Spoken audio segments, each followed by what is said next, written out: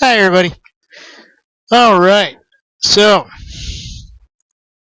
this is coming from the Telegraph. Russia says that the New World Order is starting World War III in Syria. Foreign and defense ministries leading international states are meeting in Munich and Brussels following the collapse of the latest round of peace talks in Syria.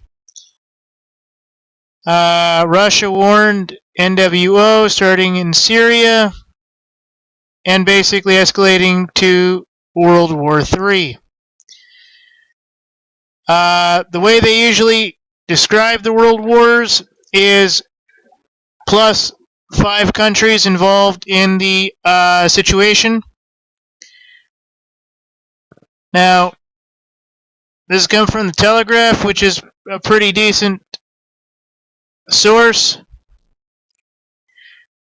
Basically said on Thursdays, the dramatic date in the Gulf states threatened to send ground forces. We've all heard rumors. Saudi Arabia, Turkey, and everybody else wants to start sending ground forces in. And both Russia and the United States demanded ceasefires along with civil war that they were fighting, concentrated against the Islamic State of Iraq and the Levant ISIL. But with the joining of the Gulf states led by Saudi Arabia, things are escalating far more than everybody really anticipated. So Russia basically said that this has actually become WW3. Now, unfortunately, the titles I get when I first bring these up and the titles on these stories are a bit different. So I'm going with the way that a world war is defined as plus 5 nations involved.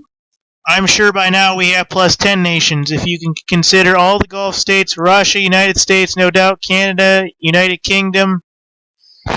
France is there, Japan is supposedly there, China's there with Russia.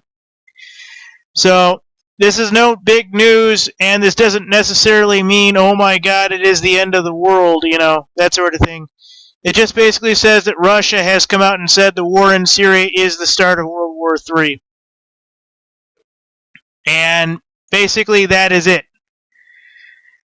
You can go into whose side you're in with, whose side you're not in with. It talks about the United Nations, an Al-Qaeda branch being associated with in Iraq and Syria, targeting ISIL, this and that and everything else.